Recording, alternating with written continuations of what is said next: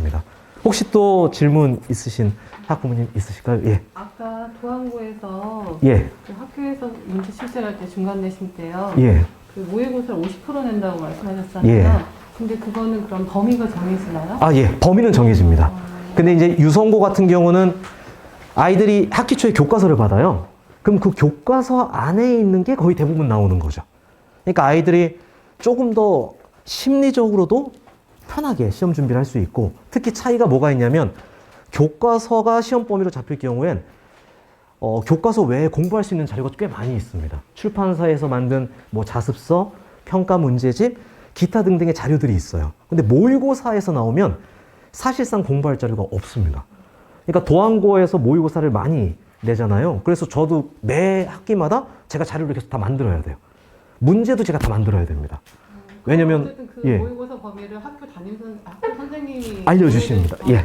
그러니까 교과서 50, 모의고사 50이라고 예를 들자면 그 모의고사도 학교에서 수업 진도를 나가고, 그리고 어디가 시험 범위인지 다 알려주시긴 알려주십니다. 근데 한 가지 그냥 더 첨언을 드리자면, 이게 학교마다 좀 차이가 있는데요. 두 학교를 비교하자면 그래도 상대적으로 유성고가 시험 범위가 좀 빨리 잡히는 편이에요. 유성고는 학기가 시작하면 예를 들어서 3월 한 셋째 주쯤 되면 시험 범위 윤곽이 다 나옵니다. 근데 도안고는 안 나와요. 그러니까 선생님들이 진도를 좀 빨리 안 알려주시는 편이에요. 그래갖고 4월 넘어가야 되고, 심한 경우는 시험 2주 전까지 시험 범위가 확정이 안 된 경우들도 매년 있었어요. 예. 그러니까 그 경우에는 학생이나 강사 입장에선 순발력이 굉장히 중요하죠. 범위가 나오는 대로 거의 뭐 007 작전입니다. 아이가 막 쉬는 시간에 오늘 이렇게 확정됐어요. 보내면 제가 그날부터 밤새 갖고 그 주 수업 자료로 내보내야 되니까. 그래서 제가 이야기 듣기로는 도안고 같은 경우는 간혹 학원에서 시험 범위를 다 진도를 못 나가는 경우들도 있다고 하더라고요. 저희 학원은 아닙니다. 예. 그러면 어쨌든 1학기 중간 기말, 예. 2학기 중간 기말 있잖아요. 예. 그러면은 대체적으로 뭐 1학기 중간 때는 뭐 3월 모의고사 위주로 나온다 뭐 그런 게 약간 정해져 있나요? 아니면 그때그때마다 선생님 맘대로 그냥 그 1학기 중간은 보통 3월, 1학기 기말은 6월 이렇게 가는데요. 중요한 건 올해 3월이 아닙니다. 연도는 다 예. 근데 어떤 3월이 걸릴지 몰라요. 언제는 18년도 3월이 나오기도 하고, 언제는 20년도 3월이 나오기도 하고, 언제는 15년도 3월이 나오기도 하고. 예. 그리고 도안고 선생님들은 좀 공정성을 좀 중시하는 하시는 것 같아요. 그래서 작년에 봤던 건 잘 안 내십니다. 그러니까 계속 새로운 지문들을 바꾸세요. 거기다가 사실 좀 수능 대비에 욕심이 많은 학교들은 이런 외부 지문을 선정할 때도 그냥 교육청이 주관하는 모의고사를 선택하지 않고요. 수능 시험 기출 문제들을 선택하거든요. 그럼 아이들이 1학년 때부터 중간고사, 기말고사 공부하면서 수능 대비도 좀 같이 할 수 있잖아요. 근데 도안고는 수능 기출 문제를 선정하지는 않고 모의고사 중에서도 조금 덜 유명한 지문들을 선택을 하세요. 그래서 아이들 입장에서는 거의 공부할 자료를 찾을 수가 없는, 제가 볼 때 그게 좀 공정하다라고 생각하시는 게 아닌가 짐작을 하고 있습니다. 선생님 해주신다고 예, 그러려고 제가 있는 거죠. 예. 이제 진행하셔도 됩니다. 아, 예. 그냥 질문 좋은데요? 혹시 질문 있으시면 예, 질문 더 해주셔도 좋겠습니다. 없으시군요. 예. 괜찮습니다. 아주 익숙해요. 아이들한테도 자, 질문 그러면 전부 다 이렇게 하고 있거든요. 자, 이건 제 교재에 대한 간단한 설명이에요.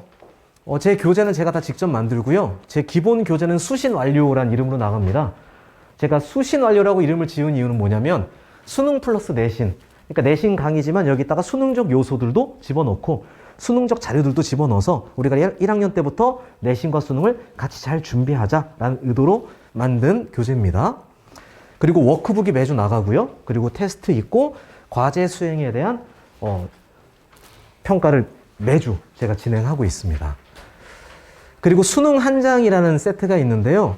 요거는 이제 수능 독서, 수능 문학, 뭐 기출문제가 될 수도 있고 모의고사가 될 수도 있고 사설 업체에서 만든 양질의 문제일 수도 있는데, 제가 아이들이 매일매일 풀 수 있게 한 장짜리 모의고사를 계속 나눠줍니다. 이제 시험 직전엔 안 나눠주고요. 시험이 조금 어느 정도 시간이 있을 때는 아이들이 내신 공부하면서도 하루에 한 장씩 그냥 톡 뽑아서 크리넥스처럼 뽑아갖고 학교 갈 때 가져가서 거기서 풀 수 있게 제가 제작해서 만들어주고 있습니다. 그리고 이게 아까 제가 말씀드린 1등급 노트라는 건데요. 제가 직접 만드는 만점 노트입니다.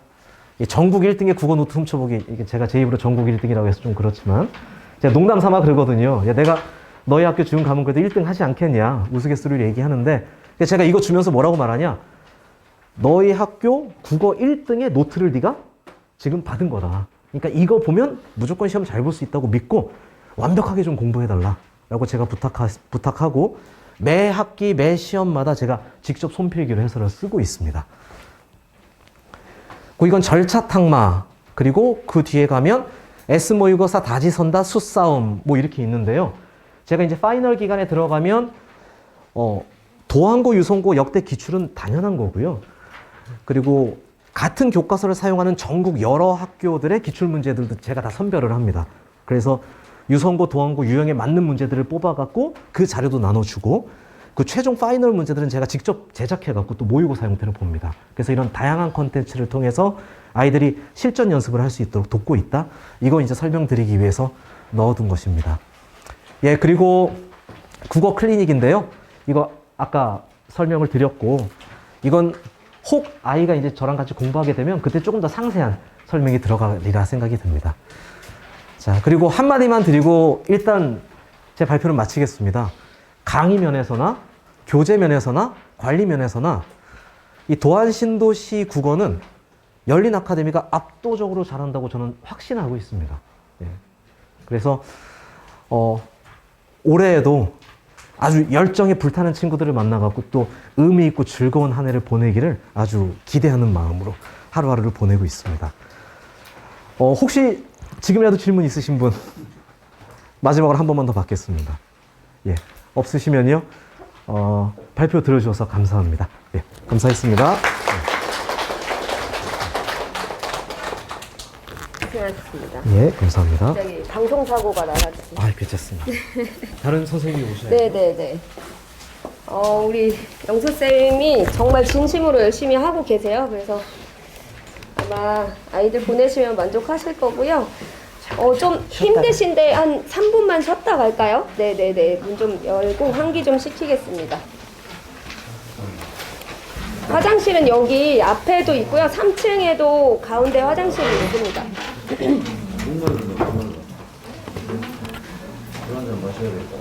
아버님 제가 갖다 드릴게요. 들으셨어요?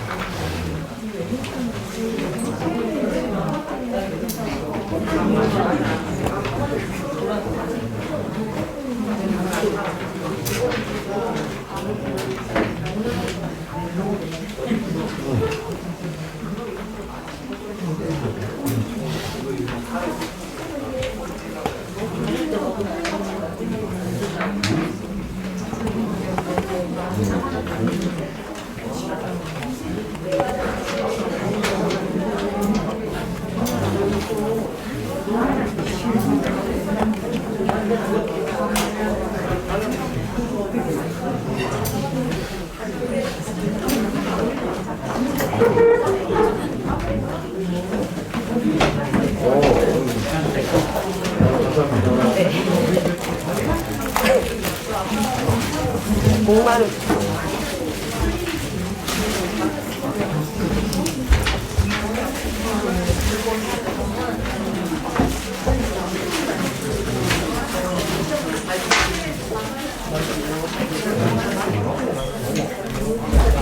그 어머니들 이 저기 봉투 안에 스타벅스 10,000원 그 카드 있거든요. 네, 버리지 마시고 꼭 드시면. 네네.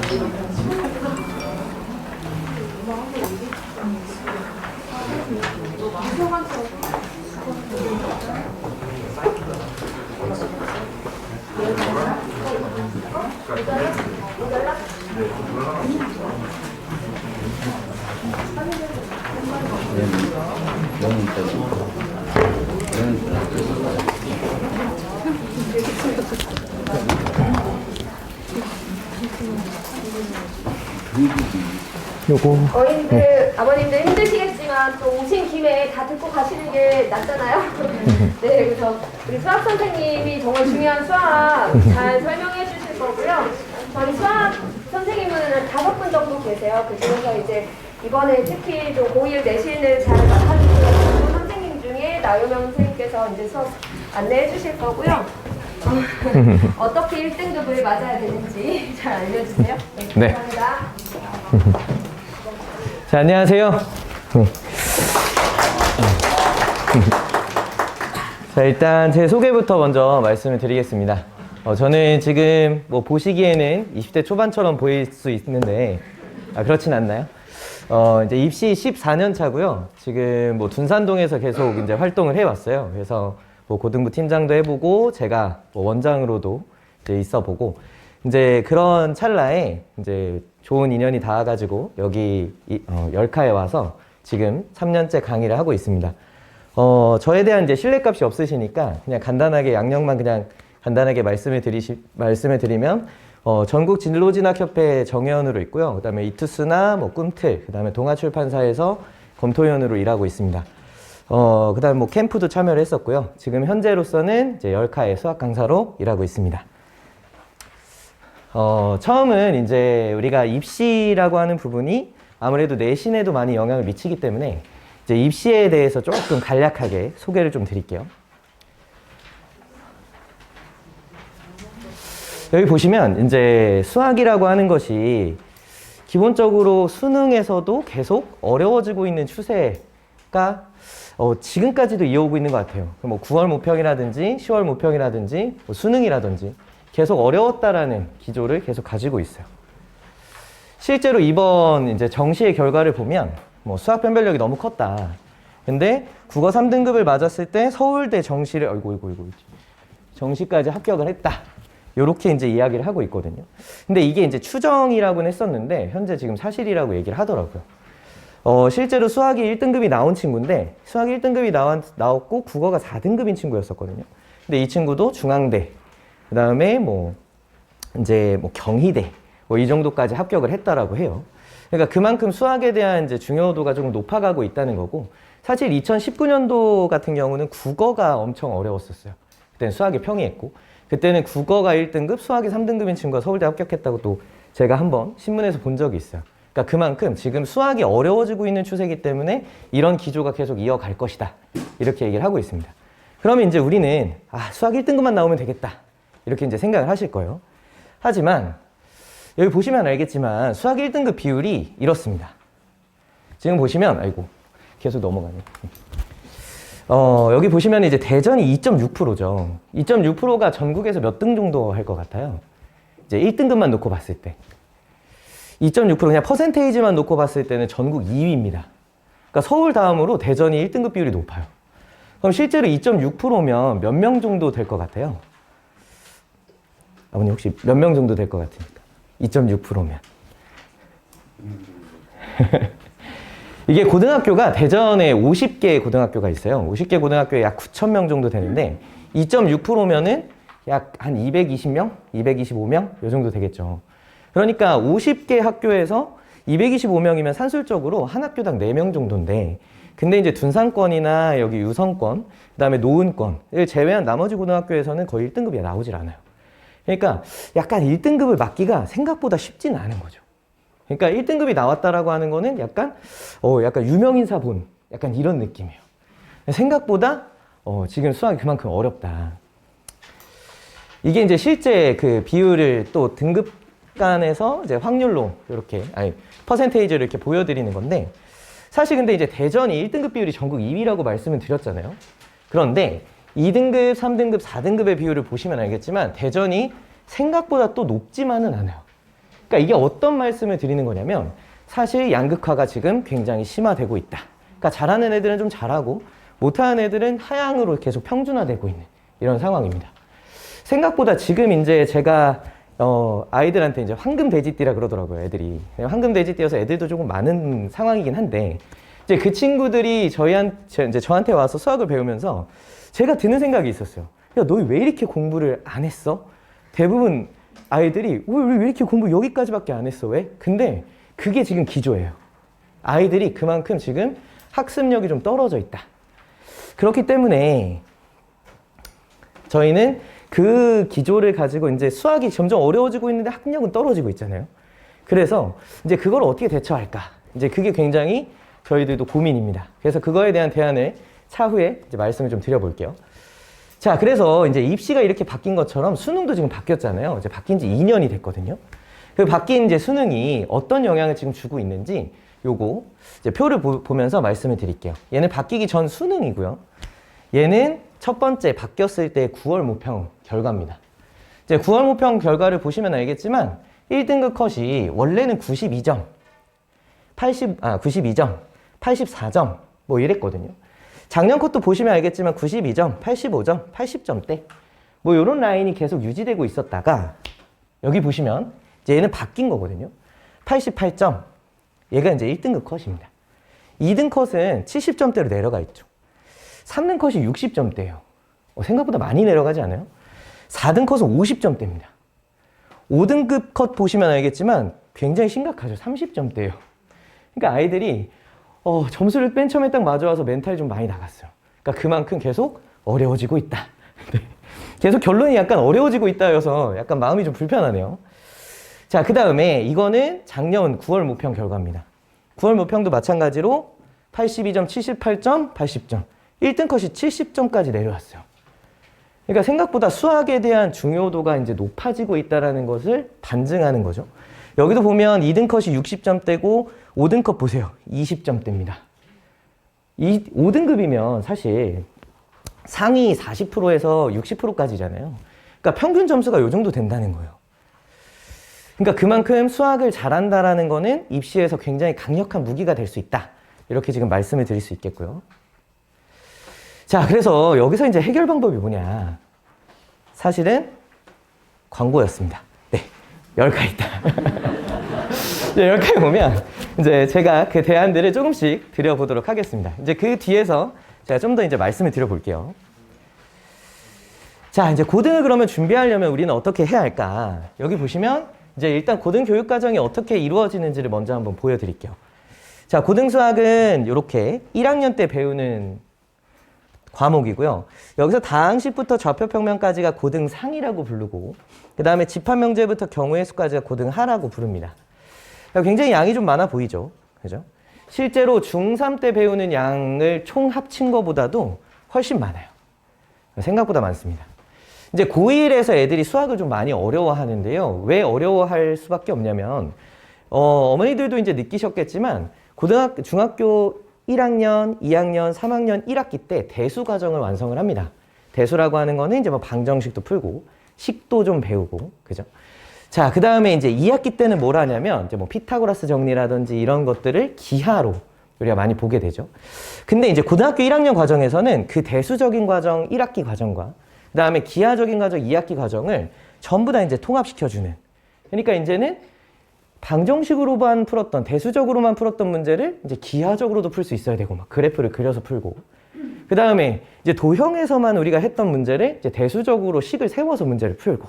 이제 이런 과정들을 하다 보니 상당히 고등학교 1학년 수학이 어려워집니다. 그래서 아이들이 중학교 때는 수학을 좀 잘하다가 고등학교 가서는 너무 힘들어하는 이런 경향을 줘요. 그러니까 그만큼 수학이 좀 어려워져요. 그러면 이제 1학년 때만 좀 어려워지고 2학년 때는 좀 괜찮냐? 사실 그렇진 않습니다. 2학년 과목으로 가면 이제 수원하고 수투 이렇게 주어져 있죠. 그럼 보면 수원 같은 경우는 지수학, 로그, 삼각함수, 수열 이게 3파트밖에 없는데 이 양이 모든 과목 중에서 제일 많아요. 그러니까 이 수원이라는 과목을 미리 준비하지 않으면 생각보다 굉장히 수학을 힘들어할 수 있다. 왜냐하면 수원하고 수투를 들어야 나중에 미적분을 들을 수 있어요. 왜냐하면 수학은 이제 다른 과목과는 좀 다르게 위계라는 게 있잖아요. 그래서 고등상하를 들어야 수원2를 들을 수 있고 수원2를 들어야 미적분을 들을 수 있고 이런 위계가 있기 때문에 수학은 한번 때를 놓치면 굉장히 좀 힘들어진다. 그러니까 지금 이제 우리가 2월 달이 왔잖아요. 2월 달이 이제 거의 다 지나가고 있는데 이제 향후 이제 2주 동안에 얼만큼 이제 노력을 해서 공부를 해야 되는지가 아마 좀 감이 좀 오실 거예요. 생각보다 지금 시간이 많이 없고 그만큼 열심히 노력을 해주셔야 된다. 그래서 이제 수원, 수투, 그다음에 확률 통계, 미적분, 그다음에 진로 선택 과목 이렇게 있습니다. 여기서 보시면은 고등수학부터 미적분까지는 등급이 나오는 과목이에요. 그리고 여기 진로 선택 과목하고 전문교과 과목은 등급이 나오진 않습니다. 여기는 그냥 우리가 진로 그냥 선택하는 과목이라서 이거는 그 학습에 대한 이제 이해도만 ABC로 이렇게 나오게 돼 있어요. 자, 더 자세한 얘기를 해드리고 싶은데 이제 시간이 좀 많지 않으니까 여기는 빠르게 좀 넘어가 볼게요. 자, 여기는 이제 복명중, 유성중, 어은중의 이제 재작년 자료일 거예요. 그러니까 평균 점수하고 표준 편차, 그다음에 A, B 성취도 정도를 표현하는 이제 건데요. 여기 평균 보시면 73점, 71점, 77점 이렇게 되어 있죠. 자, 근데 이제 고등학교 가면 이제 이게 어떻게 바뀌느냐? 수학 평균을 보면 56.9예요. 그러니까 생각보다 아이들이 내신 따기가 쉽지는 않아요. 그러니까 내신 점수가 56점 정도 나오면 아, 이거는 평균 점수 나왔다. 이렇게 보시면 돼요. 현재 사실 마음이 좀 아프시죠. 왜냐면 56점 아이들이 이렇게 맞아오면 이렇게 못하지? 그러니까 이런 생각을 하실 수 있어요. 그런데 이게 평균 점수예요. 그러니까 대부분 아이들이 조금 수학을 맨 처음에 들어가서 이게 처음 본 지금 내신이잖아요. 생각보다 많이 어려워한다는 거죠. 그래서 지금 성취도도 보시면 알겠지만 18.2%만 A를 받습니다. 여기는 20%가 좀 넘어가고 있죠. 어은중은 좀 이상한데 여기 B가 좀 많잖아요. 그래서 A가 지금 30%대죠. 제가 잘못 봤네요. 그래서 30%대 A를 받았다면 여기는 이제 10%대 A를 받게 돼요. 그러니까 생각보다 내신 따기가 쉽지 않다. 그만큼 열심히 공부를 해주셔야 된다. 자, 빠르게 좀 넘어갈게요. 여기는. 자, 그렇게 이제 유성고도 마찬가지입니다. 유성고도 58.8점 이렇게. 자, 그러면 이제 이렇게 보시니까 아시겠죠? 중학교 실력이 고등학교 실력이 되느냐. 3살 버릇 80까지 간다는 수학에서는 통용되지 않는다. 그렇죠? 자, 왜 그럴까? 실제로 어머니들께서 이제 중학교 수학을 보시면 이제 이게 풀입니다. 중학교 1학년 때 배우는 최대 공약수, 최소 공배수에 대한 풀인데요. 이거 상당히 난이도가 있는 문제예요. 근데 풀이 과정이 여기서부터 여기까지 조금밖에 안 되죠. 근데 이제 고등학교를 가면 이제 이게 고등학교 문제인데요. 고등학교 문제 풀이에요. 여기서부터 여기까지 끝난 줄 알았더니 또 있어요. 자, 요 정도입니다. 생각보다 좀 길죠. 더 있어요. 또 가볼게요. 여기는 이제 22번 모의고사 문제거든요.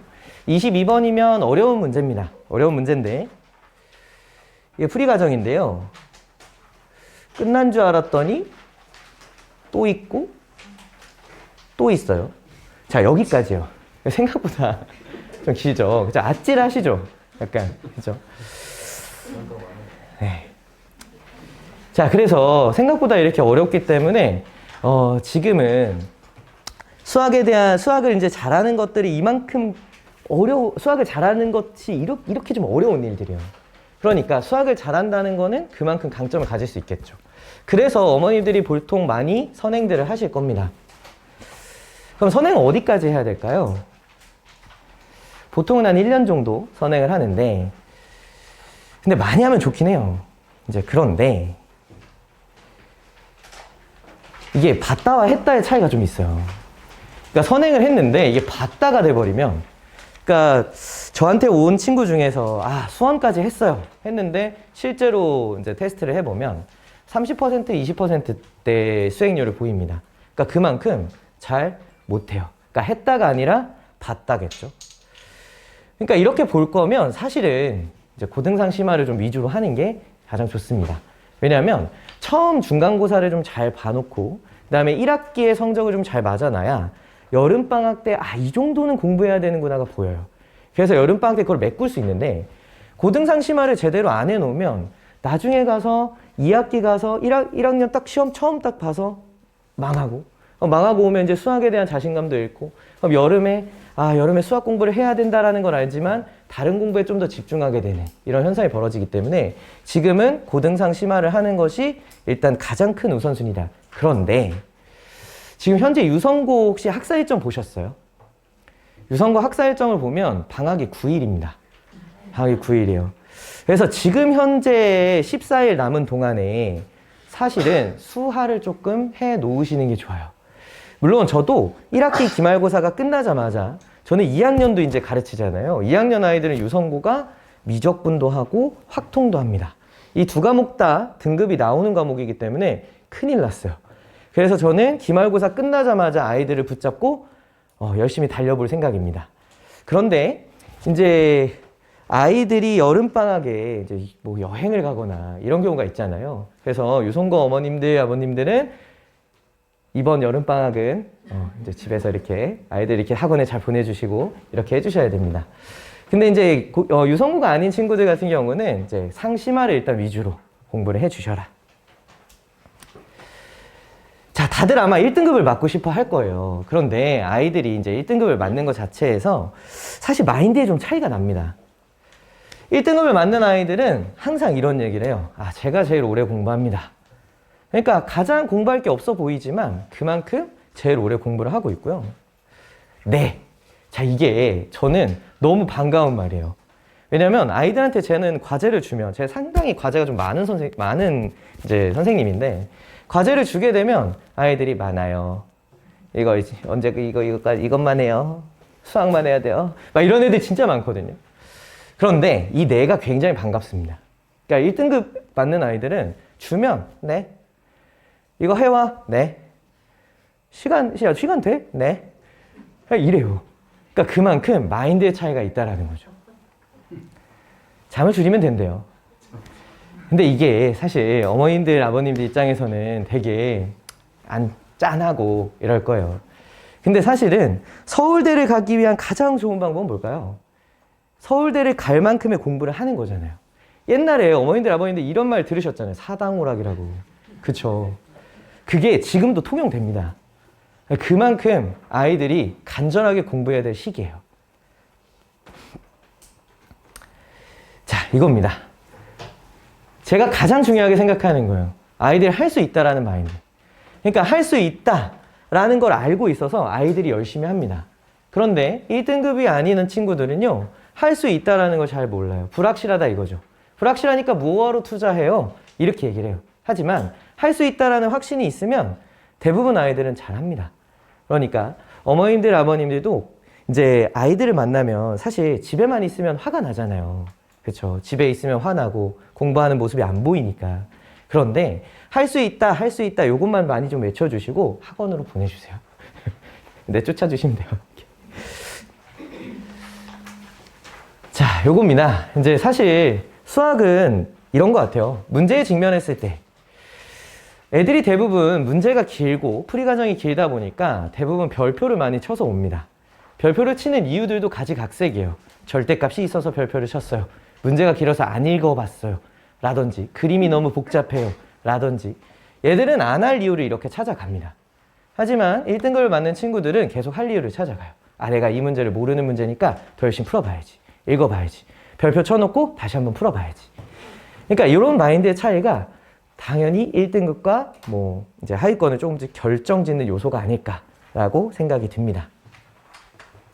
이제 실제 기출 분석을 제가 해놨는데요. 자, 요거는 사실은 제가 이거를 보여드리면서 설명을 해드리는 게 맞는 것 같아서.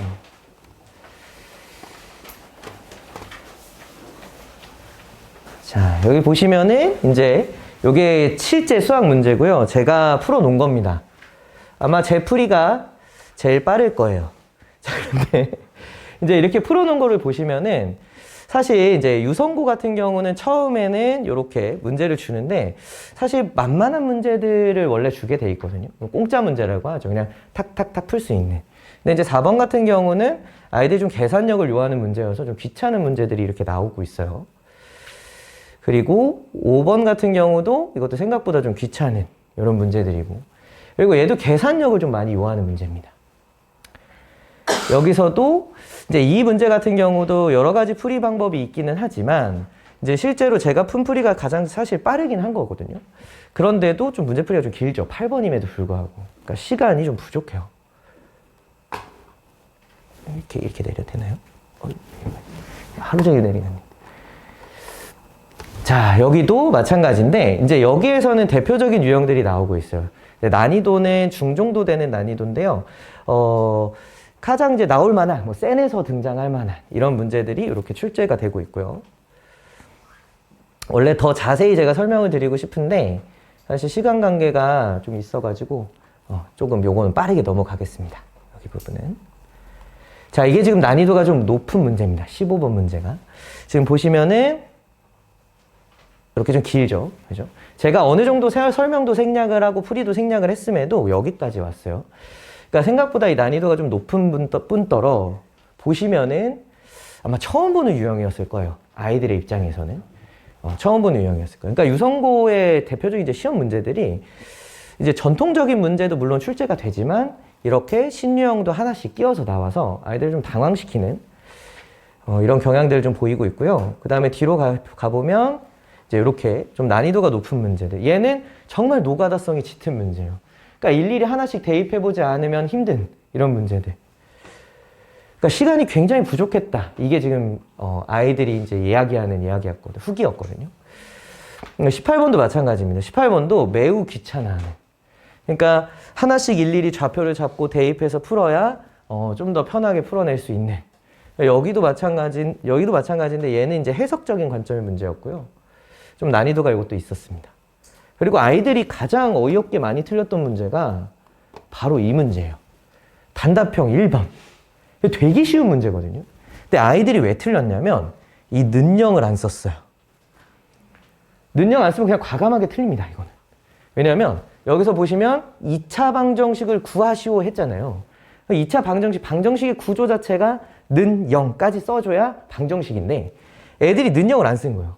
방정식이 아니잖아요. 다 틀렸어요. 이렇게. 그러니까 그만큼 이 유성고의 문제의 어떤 트렌드 자체가 기본적인 문제들도 계산 문제도 많고 그 다음에 신유형도 등장을 하면서 이렇게 원론적인 것을 물어보는 문제들도 많이 출제를 하고 있다. 그래서 이게 지금 작년 문제인데 아이들이 이때 많이 좀 힘들어 했습니다. 이런 문제를 멘탈이 나가는 거예요, 애들이. 이게 첫날 봤거든요. 첫날 봐서 애들이 더 힘들어 했어요. 선생님, 저 능력 안 써서 틀렸어요. 창피한 얘기지만 제가 이거를 미연에 방지를 했어야 되지만 그 친구가 한 명 있었는데 정말 너무 안타까웠어요. 자, 그만큼 여기 이제 문제 난이도도 조금 높고 신유형들도 많고 계산력을 많이 요한다. 계산력을 많이 요하고 있죠. 그래서 이제 저는 이렇게 매번 이제 분석을 합니다. 분석을 하고 이렇게 작업을 다 하고 있어요. 모든 학교들을 다 제가 할 수는 없기 때문에 팀을 구성해서 대전시에 있는 모든 기출 문제는 거의 다 하고 있습니다. 그냥 요건 이제 유성고였고요. 동방고도 잠깐 보여드릴게요. 동방고도 마찬가지로 이런 식으로 저희가 분석을 하고 있습니다. 시간 관계상 요거는 일단 넘어가겠습니다. 자, 그래서 이제 본격적으로 10칼을 선택해야 되는 이유에 대해서 이제 한번 이야기를 좀 더 해볼게요. 이제 초등학교부터 이제 고3 수능까지 저희는 정시반이 매년 개강을 하고 있습니다. 그래서 수능까지 이제 저희는 담당할 수 있는 강사진이 있고요. 그리고 인재반을 운영하고 있고, 이거는 이제 의치안을 이제 준비하는, 스카이를 준비하는 아이들. 자, 그리고 수준별 클리닉 시스템인데요. 자, 요거 같은 경우는 아이들이 이제 저한테 질문을 할 수 있는 시간적인 요건이 많이 없는 경우가 있어요. 그래서 아이들마다 클리닉 시간을 따로 배정을 해줍니다. 그래서 그 클리닉 시간에는 와서 이제 과제 못한 것들 다시 한번 체크하고, 그 다음에 질문 못한 것들 계속 질문할 수 있게끔 해주고, 원래 2시간이 기본 시간인데 아이들이 더 하겠다라고 하면 더 시켜줍니다. 그리고 물론 과제를 안 하면 제가 강제로 더 시킵니다. 네. 그리고 수학 전 과목을 개강했어요. 자, 이번 겨울방학 같은 경우도요, 제가 수상, 수하, 수원, 수투, 확통, 기하, 미적 7과목을 다 개강했고요. 왜 이건 이제 7과목을 제가 다 개강했냐면, 사실 유성고에 이런 케이스가 있잖아요. 작년은 노은고가 그랬어요. 그러니까 그만큼 이제 지금 조금씩 뭐 방학 기간을 줄여가면서 공사를 하고 있는 것 같아요. 그래서 이런 학교들이 있기 때문에 미리미리 저희가 이제 개강을 좀 해놓고 있고요. 그래서 강좌 자체도 저는 아이들한테 싹 다 오픈을 했습니다. 그러니까 저는 다 영상을 찍거든요. 영상을 찍은 것들 다 공유를 해줬고요. 아이들이 원하면 수원하고 수투 강좌까지 공유를 해서 아이들이 들을 수 있게끔 했어요. 왜냐면 강의를 오면 좋은데 시간 여건상 오지 못하는 친구들도 있고, 그래서 이 전 과목 개강을 한 후에 제가 강의를 다 열어놓고 있습니다. 전국 단위 시험 자료인데요. 이건 서울권에 있는 이제 팀이랑, 그 다음 뭐 대치동에 있는 팀이랑 같이 해서 저희 시험 자료를 계속 만들고 있어요. 그 다음에 대전 기출 분석인데요. 이 대전 기출 분석 같은 경우도 실제로 저도 팀을 또 작업팀을 한 3개 정도 하고 있는데, 이 3개 정도 작업팀을 하면서 계속 기출을 이렇게 분석하고 있는데요. 보시면은 이렇게 뭐 지금 중학교 3학년 거를 이제 예를 들었는데, 거의 대부분의 학교들은 이렇게 분석하고 있어요. 이거를 다 일일이 저희가 난이도별로 작업을 하고요. 유형별로 작업하고 학교별로 풀이를 다 씁니다. 그래서 풀이까지 아이들한테 제공하려고 노력을 하고 있습니다. 네, 제가 준비한 거는 여기까지입니다. 시간 관계에서 좀 제가 빨리 말씀을 드리려고 했는데 어떻게 좀 도움이 되셨는지 싶습니다. 혹시 뭐 궁금하신 부분이나 또는 뭐 수학을 공부하는 데 있어서 더 이제 알고 싶으신 부분들이 있으시면은 질문이 있으시면 한번 뭐 받아볼까요? 네. 수업 시간표 같은데 네. 정영민 선생님과 나윤현 선생님이 이제 시간이 다른 것 같고 내용이 다른 것 같은데요. 네. 고1 진도, 고1 3, 네. 수능 이게 어떤 차이인가요? 일단은 제 반 같은 경우는 이제 수준의 차이인 것 같고요. 지금 보시면은 아마 저는 뭐 나의 시선 뭐 이렇게 이제 제가 강좌명을 나눠 놨을 거예요. 이제 나의 시선 같은 경우는 제 시선에서 바라보는 문제를 할 수 있게끔 하는 심화 강좌고요. 이제 나와 함께 뭐 이렇게 되어 있는 유형 강좌가 있는데, 그 유형 강좌 같은 경우는 이제 센이나 이런 거 가지고 유형을 점검하는, 그래서 아이들이 단어를 많이 외우듯이 사실 유형을 많이 외워놓으면 어느 정도 수학에선 또 도움이 되니까 이제 그런 부분들을 학습하는 거고요. 정유민 선생님 같은 경우도 아마 그렇게 구분을 좀 하셔가지고 수업을 아마 설계를 하신 것 같습니다. 네. 네.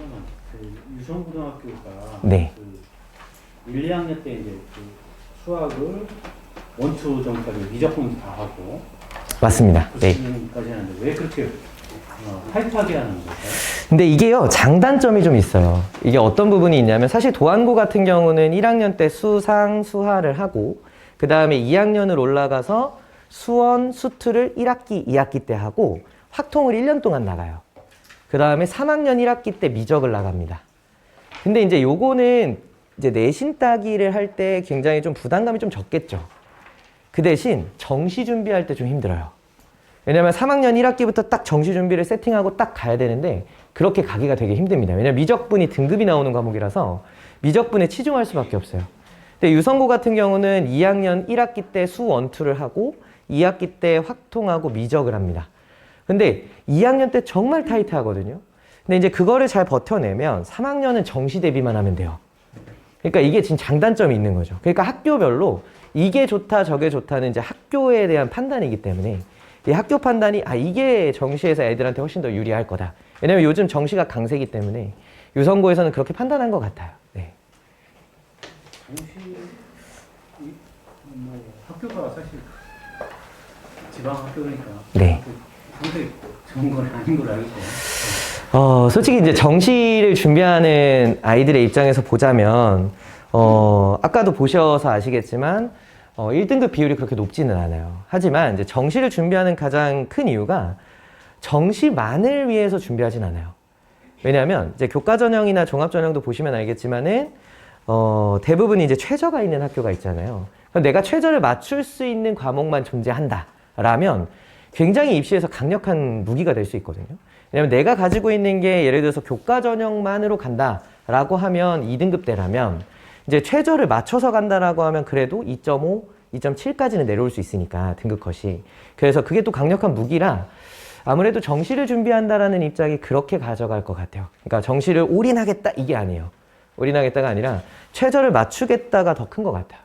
그러니까 의대를 제가 애들 보내보고 뭐 서울대도 보내보고 뭐 이렇게 보내보면 아이들이 대부분 이제 정시로 가는 친구들도 물론 있지만 수시를 통해서 최저를 맞춰서 가는 친구들도 많아요. 그렇기 때문에 아마 그런 관점에서 접근을 하시는 게 더 맞지 않을까. 왜냐면 이게 정시를 올인하겠다는 아버님 말씀대로 조금 힘들어요. 생각보다 힘듭니다. 왜냐면 저희 때는 정시가 기조였잖아요. 정시가 기조였다면 지금은 수시가 또 기조니까. 물론 지금 정시가 계속 확대되고 있어요. 40%대까지 확대가 됐거든요. 40%대까지 확대가 되긴 했지만 그래도 이제 수시를 포기할 수는 없잖아요. 그래서 수시에서 최저까지 맞추면서 나중에 이제 정시로 확장할 수 있는 내용이기 때문에 사실 유성고가 그렇게 판단을 하는 거는 저는 나쁘다고 생각하진 않습니다. 네. 네.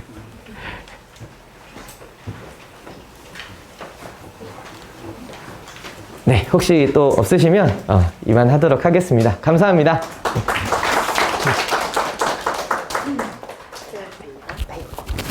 진석쌤 드리네요. 네, 제가 우리 효연쌤 진짜 목숨 걸고 애들 가르치고 있어서 우리 선생님들이 다 여기 열카 앞으로 이사 오셨어요. 집에를 못 가. 그래서 다 이사 오셔가지고 지금 하고 계시고, 제가 원장이라서 제 수업하고 저희 남편 원장 수업 안내를 안 드렸는데 아까 물어보시더라고요. 근데 이제 한 가지만 보여드릴게요. 저희 남편은 약간 베일에 쌓여 있어가지고, 잠시만요.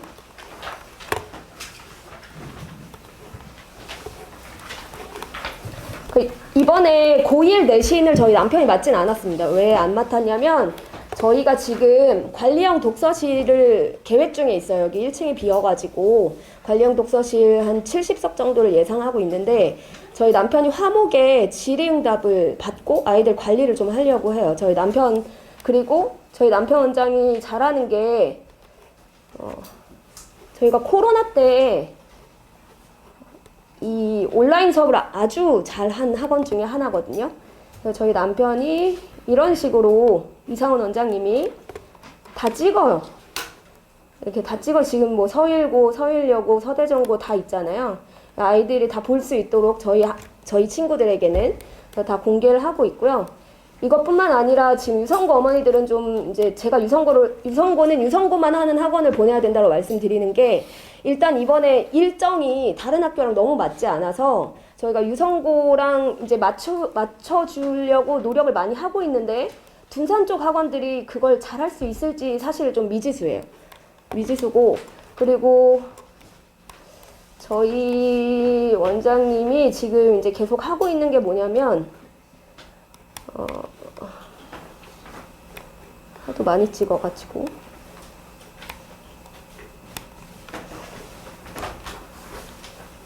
많이 찍어서 네 이런 식으로 아이들 시험 범위를 다 찍어서 지금 공개를 하고 있어요. 아까 나유명 선생님도 본인 수업 다 찍어서 하시잖아요. 근데 저희 원장님은 유성고 프린트를 따로 찍으세요. 유성고 프린트가 답이 없는 프린트들이 막 나오거든요. 도안고에서도 나오고. 그럼 이제 도안고랑 유성고 친구들의 프린트를 일일이 다 이렇게 강의를 찍어요. 그래서 이렇게 찍어서 아이들한테 제공을 하는데 목소리를 한번 들려드릴게요. 얼굴은 비공개지만.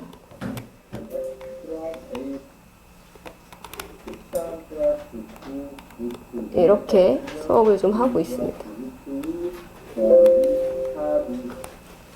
그래서 이게 한 문제 풀이가 이렇게 좀 길어지는 거거든요. 그래서 아이들이 좀 집에서나 자습할 때 보면서 참고할 수 있도록 이렇게 모든 강의를 다 찍어서 이렇게 제공을 하고 있어요. 그래서 유성고, 도안고 친구들은 아마 이렇게 프린트 동영상을 좀 많이 제공받게 될 거고 도움을 많이 받을 거예요. 실제로 아까 여기 잘생긴 남자친구 와서 막 나눠줬잖아요. 그 친구가 유성고 졸업생인데 원장님 강의 이거 듣고 4등급에서 1등급으로 갑자기 오른 친구예요. 그래서 지금 이제 충대 공대 다니는데 알바하고 있거든요. 그래서 이렇게 강의를 좀 공개하고 있고, 저도 아까 영수쌤하고 똑같은 방법으로 수업을 하고 있어요. 그래서 따로 설명을 드리지 않아도 사실 제가 1등급 만들어서 여기까지 왔다는 거 다 아실 테니까. 네. 그리고 이제 마지막으로 우리 유진석 선생님, 영어 선생님 강의를 마지막으로 마치도록 하겠습니다.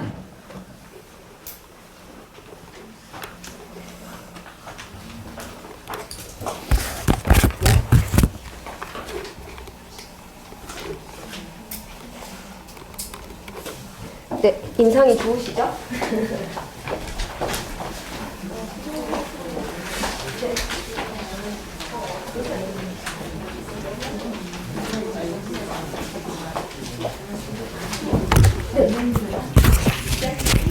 저희 이거 녹화를 하고 있어가지고 녹화 영상을 올려드릴 거예요.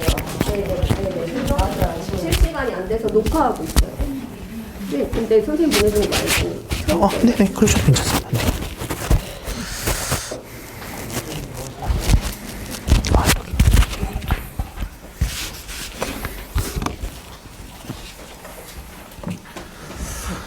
네, 안녕하세요. 저는 여기 열린 아카데미 학원에서 지금 고등부 영어를 위주로 담당하고 있는 유진석 선생님이라고 합니다. 반갑습니다. 일단 오늘 설명하기 앞서서 지금 시간이 좀 늦은 관계로 제가 어머님들 많이 기다리실까봐 핵심적인 내용만 좀 간략하게 설명드리고 바로 끝내도록 하겠습니다.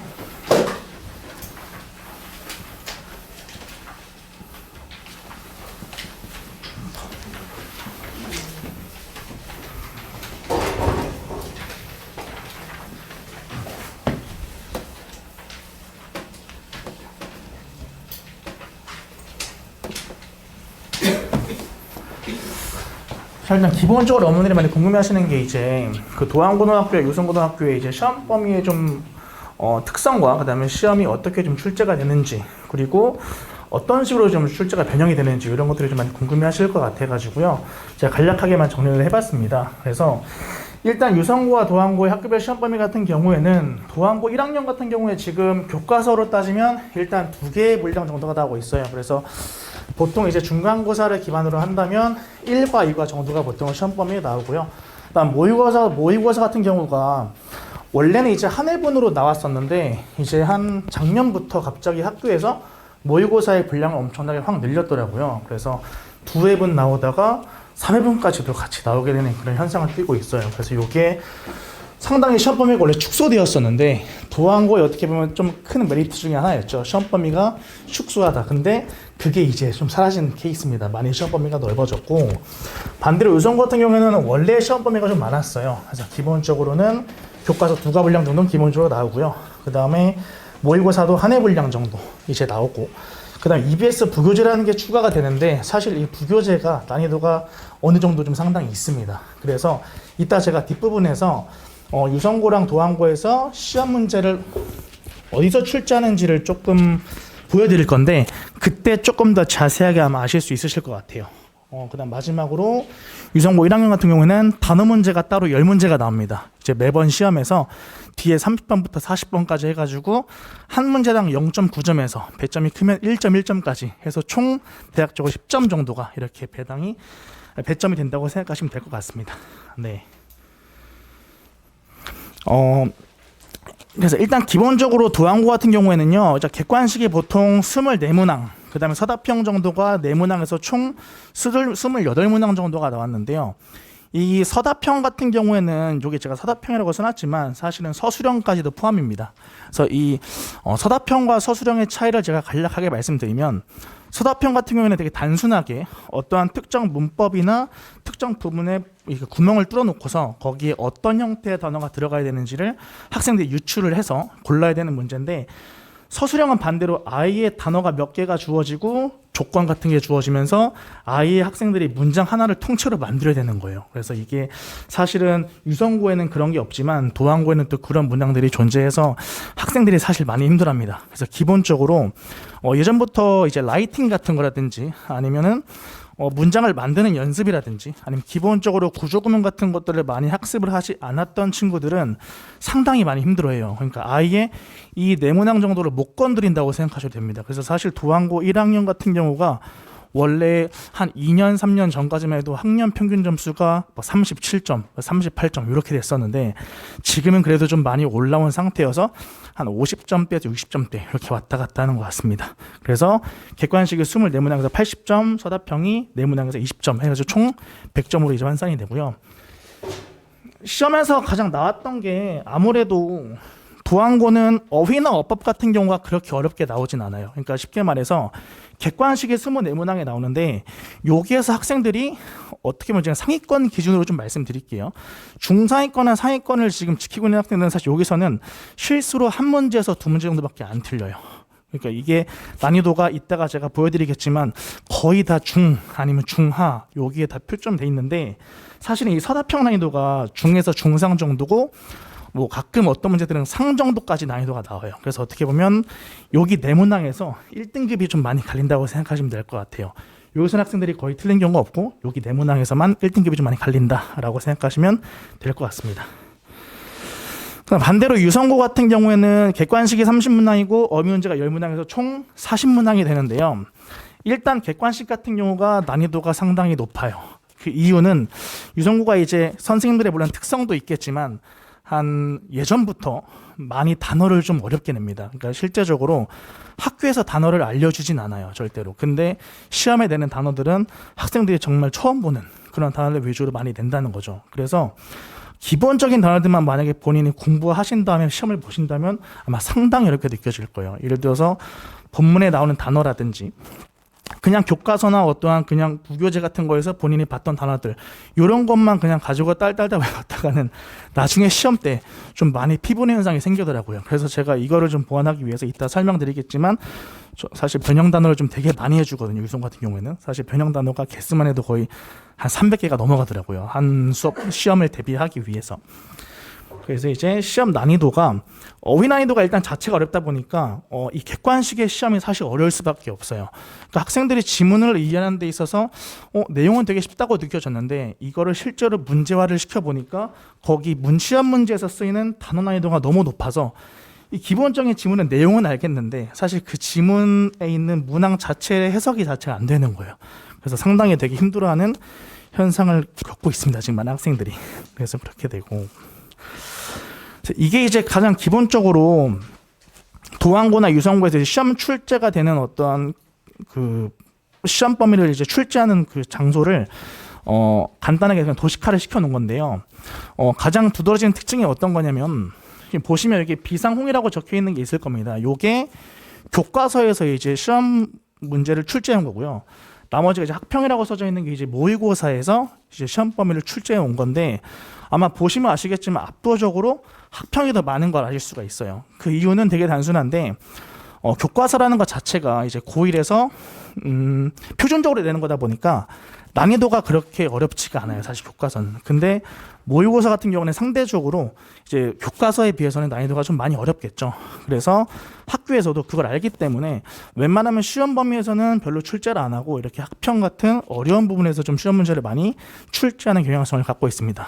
그리고 이거 서술형 보시면 학평에서 2문제, 그다음 비상홍에서 2문제, 그러니까 교과서 2문제, 모의고사 2문제가 나온다는 거죠. 근데 여기서 사실 좀 되게 안타까운 게 뭐냐면 이제 저희가 하나의 문장을 시험을 낸다고 하는데 사실 여러분도 아시겠지만 어머님들도 이 전체 시험 범위에서요. 사실 문장 개수만 따지면 아마 한 1000문장 정도가 넘어갈 겁니다. 근데 그 중에서 시험 문제는 달랑 이렇게 4문제만 낸다는 거예요. 그럼 학생들이 그 범위에 있는 모든 문장들을 다 외워야 하냐 이렇게 물어보실 수가 있는데, 사실 그거에 대해서는 시험 범위에 출제될 수 있는 문장들이 좀 보이는 게 몇 가지가 있어요. 그래서 그런 것들을 선별하는데 학생들이 혼자 그거를 구분하는 게 사실 되게 힘들어요. 왜냐면 어떤 게 출제될지도 모르고 어떤 게 좀 중요한지도 구분이 잘 안 가는 케이스이기 때문에 이런 것들을 제가 좀 많이 잡아주고 있어서, 그래서 이런 것들을 잡아주면 학생들이 그래도 곧잘 해오더라고요. 그래서 그런 케이스도 많이 볼 수 있고, 그다음에 요건 이제 반대로 유성고의 어떠한 그 시험 문제 출제 범위인데, 여기도 보시면 아시겠지만 교과서라고 적혀 있는 게 사실 거의 없어요. 천재 2가 사실 교과서 출제인데, 보시면 하나, 둘, 그다음에 셋, 넷 하고서 이제 끝입니다. 4문제에서밖에 안 나와요, 교과서가. 보시면 아시겠지만 수능 특강 라이트라고 적혀 있죠. 아까 제가 앞에서 말씀드렸던 EBS 교재 되게 어렵다고 했던 거, 그게 이제 주로 많이 나오고, 그 다음에 학평, 그 다음에 교과서 순으로 이렇게 나온다고 보시면 됩니다. 그래서 뒤에 있는 요거 31번부터 40번까지는 되게 다양하게 돼 있죠. 이게 이제 아까 말씀드렸던 어휘 문제, 여기서 이제 출제를 한다는 건데, 이게 사실은 어디 있냐면요, 그 워드마스터 학생들이 이제 유성고가 되면은 기본적으로 구매를 할 텐데, 그 책 안에 그 예시문에 다 나와 있는 어떠한 문장들입니다. 그래서 학생들이 워드마스터 단어책을 외울 때 그 단어만 외우는 게 아니라 문장까지 같이 외워야지만 시험 문제를 풀 수 있는 그런 케이스라고 보시면 될 것 같아요.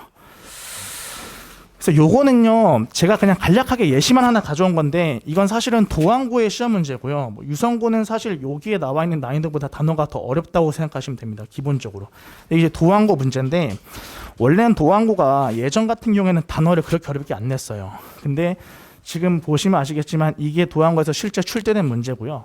이게 이제 원문을 가져온 건데, 이제 모의고사 시험에서 나온 원문인데, 보시면 제가 그냥 간략하게 말씀드리면, 여기 이제 각각 지문 보시게 되면 이제 아마 1, 2, 3, 4, 5번에 해당되는 파트가 보이실 겁니다. 근데 이제 1번에 보시면 여기 네거티브라고 되어 있는데, 여기에 같이 오른쪽에 보시면 manganese can be very helpful 이라는 단어 보이시죠, 여기? 그래서 이 단어가 이제 이렇게 바뀐 거고요. 이게 원문이고 이게 시험 출제 단어입니다. 근데 이런 단어는 웬만한 고등학생들 다 알고 있어요. 근데 중요한 거는 여기 2번에 있는 이런 단어인데요. 이 단어가 사실은 일반적으로 고학생들이 많이 배우는 단어는 아니에요. 그래서 이게 여기 지문에서 보시면 지금 여기 to its advantage라는 이 단어가 이렇게 지금 바뀐 거거든요. 근데 이 단어 뜻은 어차피 학교에서 시험도 봤었고 학교에서 진도를 나갈 거기 때문에 다 알고 있어요. 어드밴티지라는 단어는 아마 어머님들도 많이 아시겠지만 이제 이점이라는 단어를 많이 알고 계신데, 이제 유리하게라는 뜻입니다. 여기 to its advantage가. 근데 여기에 adversary라는 단어가 이게 이제 해롭게 또는 불리하게 이런 뜻인데, 이런 단어는 학생들이 고1 때 쉽게 접할 수가 없어요. 그래서 이런 단어들을 학교에서 또 알려주지도 않더라고요. 그냥 시험에 알려주지도 않는데 그냥 내더라고요. 학생들이 그래도 이 정도의 어떤 단어 수준은 갖고 있을 거라는 가정하에 내는 거기 때문에, 이런 것들이 이제 저희 선생님들이 학원에서 많이 대비를 시켜주고 많이 준비를 시켜주는 거죠. 그렇죠? 그래서 이렇게 어떤 대표적으로 이렇게 좀 어렵게 단어가 나오는 케이스를 좀 갖고 와봤고요. 그래서 결론적으로 이제 학생들이 어떻게 하면 내신에서 좀 고득점을 받을 수 있을까를 생각해 보니까, 사실 어머님들 다 기본적으로 아시는 내용일 거예요. 그래서 첫 번째로 풍부하고 폭넓은 어휘력이 좀 필요하고요. 그 다음에 문장 구조를 정확하게 파악할 수 있는 능력이라고 한다면 결국에는 구조 구문 해석력, 즉 어법력, 본인이 갖고 있는 문법의 어떤 그 능력이겠죠. 그다음 마지막으로 지문 각자에 대한 깊이 있는 이해가 좀 필요합니다. 그 이유가 사실은 저는 개인적으로 요 3가지가 가장 키포인트라고 보는데, 사실 지문에 대한 깊이 있는 이해는요 누구나 다 하고 있어요, 학생들이. 근데 학교에서 지문을 이제 시험 문제로 출제를 할 때 생각보다 그 지문에서 많이 나오지 않는 심층적인 의미를 요구하는 때가 되게 많아요. 그러니까 지문을 어느 정도 대충만 이해한다면 사실은 시험에서 나오는 심층적인 내용을 이해할 때 애로사항이 되게 많다는 뜻이겠죠. 이런 것까지도 제가 같이 잡아주는 역할을 합니다, 저희 학원 전체에서 모두. 그래서 여기에 저희 학원에서 이제 어떻게 솔루션을 제공하고 있냐면, 일단 저 같은 경우에는 이 풍부하고 폭넓은 어휘력을 위해서 일단 유의어는 기본적으로 제가 다 적어주고요. 그 다음에 그에 대한 반의어까지도 적어주고, 거기에 대한 플러스 확장 의미어까지도 적어줍니다. 그러니까 예를 들어서 한 가지만 말씀드리면, 아마 어머니들이 대체적으로 많이 아실 만한 단어가 이제 뭐 컨트랙트라는 단어가 있는데 이게 이제 보통 어머님들께서 많이 이제 계약이라는 단어를 많이 알고 계실 분들이 많을 거예요. 쉬운 단어이기 때문에. 근데 그게 이제 수축하다라는 뜻으로 가질 때는 아마 좀 생소한 분들이 많으실 거예요. 그러니까 학생들이 컨트랙트라는 걸 물어보시면요, 아마 집 가서 아마 아린이나 이렇게 따님분들한테 물어보시면 다 대답을 할 거예요. 이거 계약이란 뜻이라고. 근데 그게 동사로서 수축하다는 뜻으로 만약에 알고 있냐고 물어보면은 거의 다 모른다고 할 거예요. 그러니까 그런 식으로 단어가 하나의 의미만 갖는 게 아니라 여러 가지 좀 의미를 많이 가지고 있습니다. 근데 그런 것들을 학생들이 사실 스스로가 캐치하기는 되게 힘든 거죠. 그래서 그런 것들을 학원에서 많이 잡아주는 역할을 하고 있는 거고, 두 번째는 이 디테일한 구조구문 설명 플러스 변형 포인트 제시는 시험 범위에 해당되는 어법이 어머님 그 한 지문만 하더라도 어법 포인트가 대략적으로 적어도 2개에서 많으면 4개까지는 어법 포인트가 존재합니다. 근데 한 시험 범위의 지문 수를 따지게 되면 보통 한 50지문 정도가 되거든요. 그냥 넉넉 잡아서. 그러면 한 문제당 4개만 나온다고 쳤을 때 총 어법 포인트가 200개가 돼요. 근데 그 중에서 당연히 겹치는 게 있겠죠. 그럼 겹치는 게 있다고 하더라도 최소 100개라고 가정을 했을 때 그 100개를 학생들이 다 일일이 외울 거냐? 그럴 수는 없습니다. 왜냐하면 내신 시험은 암기로 하는 사람들을 걸러내는 시험이에요. 실제로 교과서나 뭐 지문이나 똑같은 내용으로 잘 안 나옵니다. 이거를 살짝 변형시켜가지고 다른 표현으로 이렇게 쓰게끔 나와요. 그럼 학생들이 이제 어머님들 이제 중학교 때 이제 많이 영어 많이 자녀분들 이렇게 다녀오셨지만 중학교 때는 거의 웬만한 학원들이 교과서의 본문만 딸딸딸 암기시키고 시험 봐도 거의 90점대가 나옵니다. 왜냐하면 되게 시험도 쉽고 단순하기 때문에 그렇게 잘 나오는데 고등학교 때 이제 그런 습관을 계속해서 가져갔다가는 완전 그냥 점수가 바닥칠 수 있어요. 고등학교는 암기하는 사람들을 걸러내기 위해서 만든 시험인 것 같아요. 제가 그러니까 항상 변형도 항상 하고 단어도 그대로 안 내고 항상 바꿔내기 때문에 그냥 그 내용 자체만으로 공부하다가는 아무것도 못 푸는 상황이 일어날 수도 있는 거죠. 물론 그렇다고 100% 다 변형이 되는 건 아니고요. 대다수의 문제들은 거의 다 반영이 된다는 겁니다. 그래서 이제 그 다음에 세 번째로 제가 봐주는 포인트가 이제 핵심 내용과 세부 내용의 정확한 구분인데요. 이것도 한 지문을 학생들이 공부를 할 때 그 지문에서 중심적인 내용이 있고 그 중심적인 내용을 뒷받쳐주는 이제 세부적인 내용들이 좀 많습니다. 근데 학생들이 그 중심 내용과 세부 내용에 대한 구분을 아직까지 많이 힘들어하는 것 같아요. 그러니까 이 지문의 어떤 특정 지문에 대한 어떤 주제라든지 이런 것들을 파악하는 데 있어서 구조적인 능력이 좋은 학생들은 되게 어느 정도 잘 찾지만 그렇지 않은 사람들은 이게 세부 내용인 건지 중심 내용인 건지를 헷갈려하는 경우가 되게 많거든요.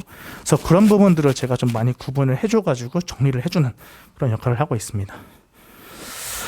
그래서 이제 제가 수업을 어떻게 지금 진행을 하고 있냐면요. 현재 고등부 수업에서 일단 첫 번째로 시험 기간이 이제 다 오게 되면 이제 첫 번째로는 지문 1회독을 무조건 수업을 합니다. 이거는 제 가장 기본적인 수업이고요. 이 수업에서 다루는 거는 기본적으로 시험 전 범위에 있는 뭐 어법이라든지 변형 단어라든지 또는 문장 삽입 포인트라든지 뭐 순서 배열 여러 가지의 유형들을 제가 한 번에 다 대비를 시켜주고 있어요. 그리고 이렇게 한번 수업을 한 다음에 한 번 읽어서는 사실 내용이 정확하게 이해가 안 될 수도 있거든요. 그래서 다시 한번 제가 지문 이해독을 수업하는데 이때는 속도를 조금 올려서 수업을 합니다. 왜냐하면 내신 기간까지의 정해진 한정된 시간도 좀 있고요. 시간적 압박도 좀 있고 일단 기본적으로 한 번 본 내용이기 때문에 아마 두 번째 봤을 때는 학생들이 그래도 처음 보는 것보다는 조금 더 익숙해지겠죠. 그래서 조금 더 속도를 내서 중요한 포인트만 따로 보는 어떤 시간을 갖고요. 그래서 이게 지문 이해독 정도가 다 끝난 다음에는 그 다음부터 이제 그 지문에 해당되는 내용을 학생들이 얼마나 이해를 잘했는지 변형 문제를 분배를 하고요. 그거에 대한 풀이를 해주는데 풀이는 다 해주진 않고요. 학생들이 많이 틀리는 문제를 위주로만 좀 어려운 문항들 위주로만 제가 골라가지고 선별을 해서 해설 강의를 해줍니다.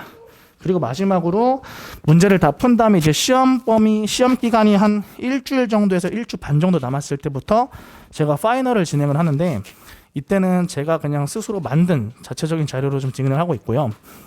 이 자료에는 어떤 게 들어가냐면 사실 이렇게 지문 1회독, 2회독 수업을 하다 보면 학생들이 자료가 이만큼 쌓여져요. 그러니까 엄청나게 많아요. 근데 그런 거를 일일이 다 한 번에 들고 다니면서 공부를 하는 건 되게 제약이 많이 되겠죠. 그래서 제가 여기다가 정말 시험에 나올 것 같은 것들 제가 평소에 보면서 이런 것들은 많이 나왔다 하거나 이런 것들은 꼭 나올 것 같다 라고 하는 것들만 모든 문제 유형을 다 한 프린트에다가 집어넣어 놓습니다. 예를 들어서 지문 띄워놓고 여기에 어떤 게 주제고 어떤 게 문장 삽입 포인트로 나올 수 있는 거고 어떤 게 순서 배열의 문제용으로 나올 수 있는 건지 그리고 어떤 거에 대한 변형 단어인 건지 거기 플러스 유의어 같은 것들까지 다 이렇게 제가 일일이 하나씩 담아가지고 그 정리된 프린트물을 가지고 학생들한테 분배를 하면서 그 프린트 위주로 저는 파이널 때 수업을 진행을 합니다. 그래서 이렇게 해서 제 수업 진행이 되고요. 그래서 여기까지 하면 이제 제가 하고 있는 커리큘럼 이제 다 종료가 되는데, 혹시 뭐 고등학교 영어나 이런 거에 대해서 혹시 궁금한 거 혹시 있으신가요? 고등 영어에 대해서 있으시면 자유롭게 얘기하셔도 됩니다. 여기 한옥방 8시 30분부터 본인 수상 뛰서 이걸 마스터를 하고 치마 그 아이들만 치마를 따로 할 수 있는 거예요? 아니 이거 시간도 생기고 있어요.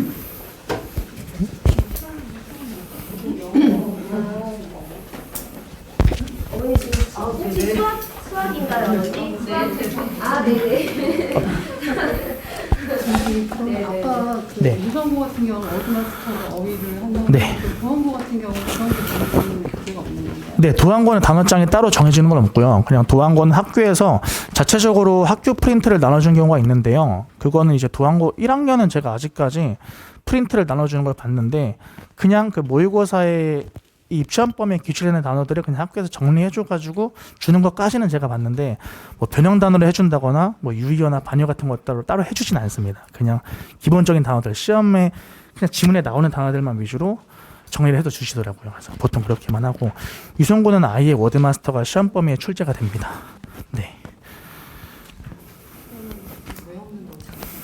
네. 왜 없는 거예요? 도안고는 사실 어떠한 단어장을 가지고 시험 문제화를 시키진 않고요. 그 예를 들어서 학생들한테 권장하는 단어장은 있을 수 있겠죠. 근데 그거는 학교에서 뭐 저도 학교 생활을 도안고에서 해보진 않았으니까 딱히 그런 건 잘 모르는데, 기본적으로 도안고에서 어떤 단어장을 사서 외워라라고 하는 건 없습니다. 근데 유성고는 워드마스터를 하는 이유가 그 워드마스터 책으로 실제로 시험 문제화를 시키기 때문에 학생들이 아까 말씀드렸던 31번부터 40번까지 문형을 풀려면 그 워드마스터를 좀 학습을 해야지만 풀 수 있는 문제이기 때문에 그렇습니다. 당연하죠. 도안고에서 이제 시험에 출제가 될 법한 단어들은요, 제가 일일이 다 정리를 해줍니다. 그래서 사실 그것도 원래 파이널 자료를 제가 여기다가 담으려고 했었는데, 그게 제가 이제 담기지가 않아가지고 일단은 제가 가져오진 못했는데, 원하시면은 뭐 간략하게라도 보여드릴 수는 있을 것 같아요. 어떻게 만들어내는지. 네. 그래서 변형 단어가 기본적으로 사실 엄청나게 많습니다. 제가 해주는 게 그냥 단순한 변형 단어만 해주는 게 아니라 이제 확장 의미까지도 할 수 있는 단어들까지 내가 다 찾아서 일일이 다 주기 때문에 학생들이 사실 외우는 게 좀 힘들지 그런 거는 아마 크게 걱정 안 하셔도 될 것 같습니다. 변형 단어 같은 것들은. 지금 실제로 저희 영어 진석쌤한테 수업 듣는 친구들은 좀 무서워서 진석쌤을 무서워하는 친구들은 있는데, 수업 내용에 대해